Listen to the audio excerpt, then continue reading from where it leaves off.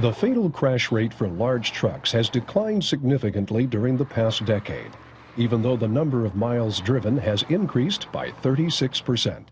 Despite these improvements, there are nearly 400,000 crashes involving large trucks in the U.S. each year, resulting in about 5,000 fatalities.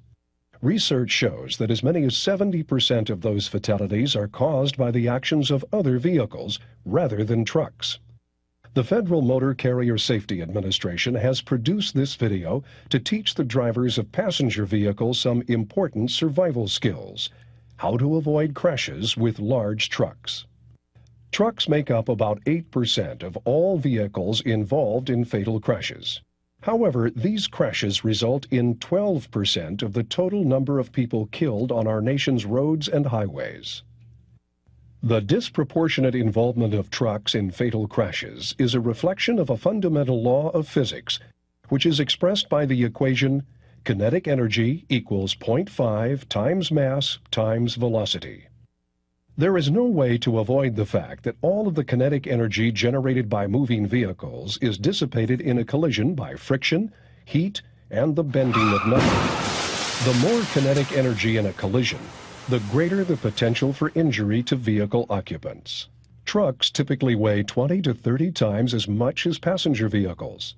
In a collision, the greater mass of a truck transmits more kinetic energy than a passenger vehicle, which places the occupants of the passenger vehicle at a considerable disadvantage. 95% of the fatalities in these crashes are the occupants of passenger vehicles. That's right, 95%. Clearly, when big and small collide, small loses. The disadvantage to smaller vehicles that results from differential mass is compounded by speed. Kinetic energy increases by the square of the vehicle's speed rather than by speed alone. For example, a 30% increase in speed, say from 50 to 65 miles per hour, results in a 69% increase in kinetic energy. For this reason, the probability of injury and the severity of injuries that occur in a crash increase greatly with vehicle speed. Most people believe that because trucks are big, they must have terrific brakes. Well, they do, but they can't stop a large truck nearly as quickly as a passenger vehicle can stop. When a trucker slams on his or her brakes, air must travel through a hose for about 40 feet to reach a valve that releases more air under pressure to operate the mechanical portion of the brake system. The pneumatic and mechanical lag results in a delay of more than half a second, compared to the nearly instantaneous hydraulic connection in a passenger vehicle. Trucks simply can't stop as quickly as passenger vehicles. For example, a car traveling at 55 miles per hour can stop in about 160 feet. But a large truck traveling at the same speed can take more than 240 feet to stop, nearly the length of a football field. When we try to apply our brakes, a lot of depends upon how much weight we're hauling. If we're empty and we put these brakes on, we can literally almost stop on a dime. The brakes are very, very strong. But fully loaded, it takes probably 3 times the distance to stop one of these as it does a car. Truck drivers try to follow other vehicles at a safe distance. But when a passenger vehicle cuts in front of a truck, the safe stopping distance is gone. The disproportionate number of fatalities resulting from truck crashes and the disproportionate representation of passenger vehicle operators among those fatalities create the perception among many motorists and some law enforcement officers that truck drivers must be disproportionately at fault. However, the statistics show that drivers of passenger vehicles, rather than truck drivers, are responsible for most of the crashes involving passenger vehicles and large trucks. Ignorance of the performance limitations of large trucks appears to be placing a large number of motorists in very dangerous situations.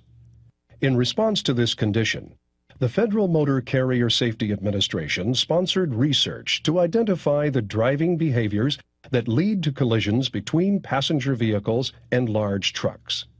The researchers interviewed truck drivers, collision investigators, and other experts from across the country and they reviewed thousands of collision reports.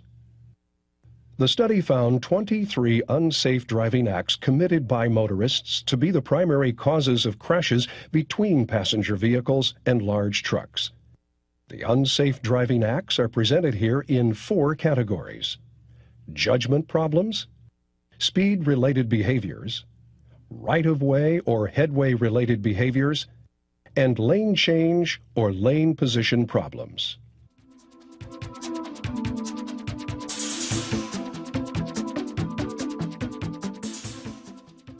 The research found driving inattentively to be the leading contributing factor to collisions between passenger vehicles and large trucks. We've all seen this before. Unfortunately, a lapse of judgment or momentary distraction can be fatal when driving near a large truck.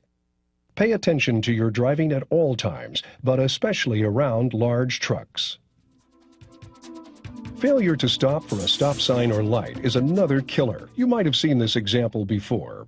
Something like this happens nearly every day. You should never run a stop sign or light.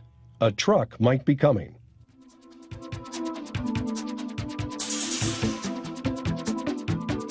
Driving while impaired by alcohol or other drugs is another judgment problem that contributes to crashes of all types. You already know that it's unsafe to drink and drive, but nearly 40% of all fatal crashes involve a drinking driver.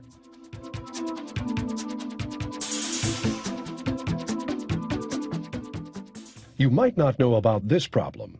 It occurs primarily during pre-dawn hours, when a truck's headlights, far from the trailer, mislead a motorist to believe that the obstacle has passed.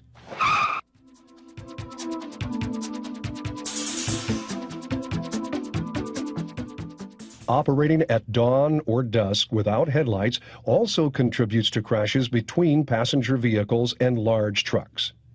Turn your headlights on and be especially vigilant when driving at dawn or dusk.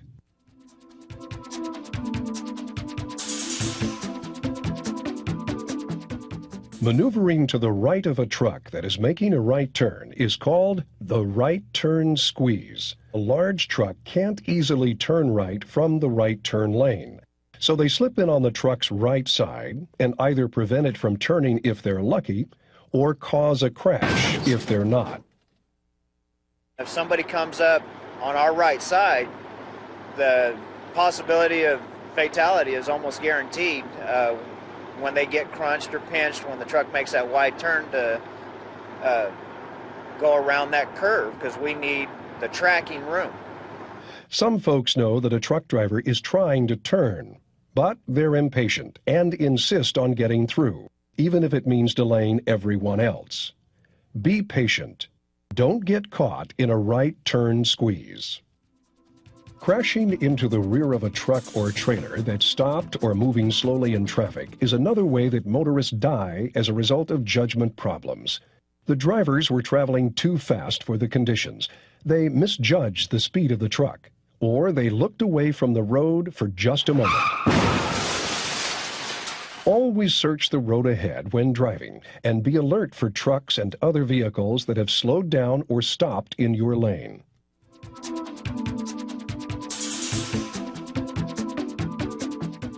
A related driving act is to drift onto the shoulder, then strike the rear of a truck that is parked at roadside.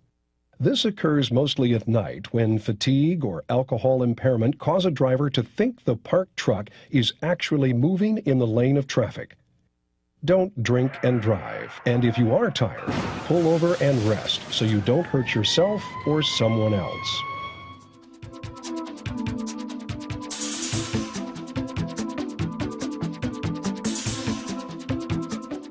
The research found unsafe speed to be one of the leading contributors to crashes between passenger vehicles and large trucks.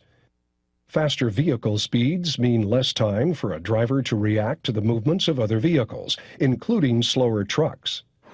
The most dangerous thing I find is that they speed up to keep us from executing, to allow people to come in on the freeway or off of the freeway or change a lane. They increase their speed. Speed also contributes to the severity of a crash by generating kinetic energy.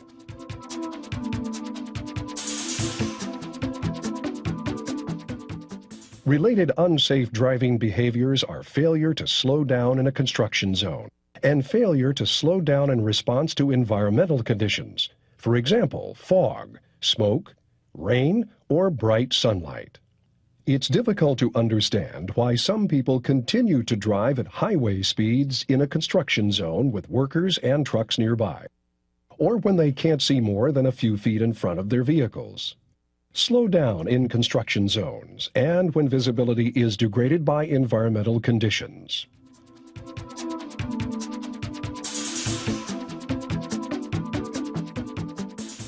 One of the most frequent unsafe driving acts is following too closely. Tailgating always is dangerous, but it's especially dangerous to follow a truck too closely. Debris can fall from a truck or be kicked up by its tires. Tailgating a truck greatly restricts a driver's visibility and reduces the time available to react to an emergency. The most dangerous thing I've seen is tailgating, following us too closely, not giving us the room to change lanes when we need to, and that kind of cuts off our emergency exit in case we have to shut them down real fast and get out of the way to keep from hitting anybody. Everyone knows that following too closely is dangerous, but you see it every day.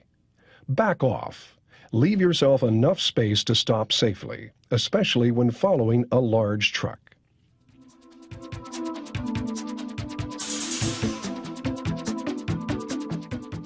Here's a behavior that makes following too closely even more dangerous: driving between large trucks.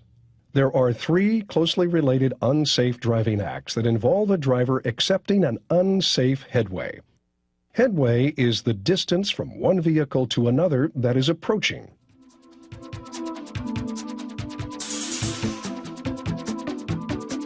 Some drivers become frustrated or impatient when their progress is slowed by traffic, and some take chances when attempting to pass.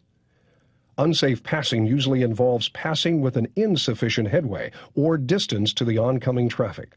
Sometimes the oncoming traffic is a large truck and there is no escape. Wait for a passing lane. It's more likely that you will reach your destination. Unsafe turning and unsafe crossing result in many fatalities each year. Some drivers are fooled by a truck size into thinking it's moving slower than it is. Others are willing to take a chance, believing the truck can slow down in time to avoid a collision. Whatever the motivation, the driver of a passenger vehicle will lose in a right-of-way conflict with a large truck. Don't take chances when turning left in front of oncoming traffic or when crossing roadways. The truck you see coming probably is moving a lot faster than you think. Consider the consequences of that misjudgment. Wait for a safe gap in the traffic before making your move. The final unsafe driving act in this category is driving left of center or into opposing traffic. This was found to be the most dangerous of all of the unsafe driving acts. Sometimes the motorist's reason for being left of center is to pass another vehicle, but the research found a large proportion of cases to have no clear explanation. One analysis found passenger vehicles to be hit head-on in the truck's lane in 23% of all fatal collisions between large trucks and passenger vehicles.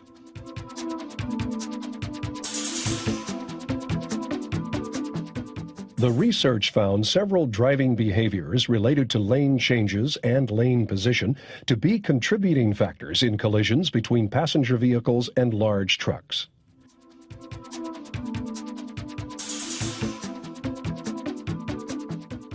Pulling into traffic from a roadside without accelerating sufficiently and merging improperly in a manner that causes a truck to maneuver or brake quickly are particularly dangerous because of the response lag in the braking systems of trucks. It's not safe to assume that the driver of an oncoming truck can slow down or even stop the rig in the same distance as a passenger vehicle. Failure to permit a truck to merge is not just rude, it's dangerous driving behavior.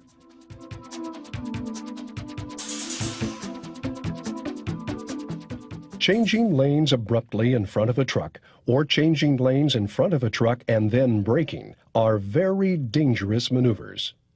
Cutting into the open space in front of a truck to reach a highway exit is aggravating to truck drivers, or to any driver for that matter. Slow down and exit behind the truck.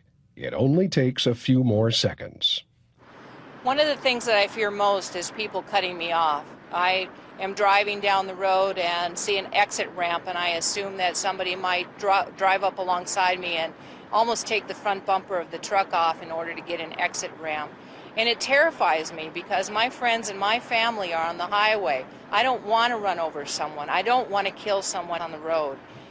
Cutting in front of a truck to beat it to a single-lane construction zone places you and everyone around you, including the road workers, in great jeopardy by reducing the truck driver's ability to stop safely. Don't cut in front of a truck for any reason.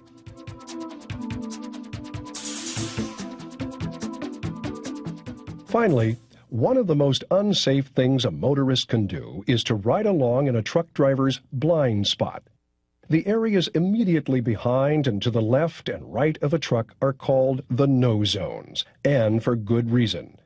Vehicles in those zones can't be seen by the truck driver, and if the truck must maneuver quickly, well, you can imagine what can happen.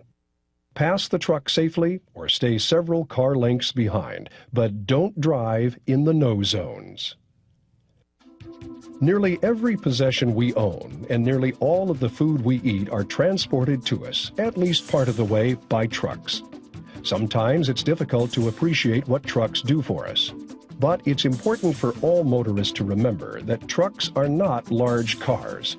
They accelerate and stop slower than passenger vehicles. And the truck driver's ability to see other vehicles in the vicinity is limited. When a friend or loved one performs an unsafe driving act described in this video, explain why the behavior is dangerous. You just might save a life.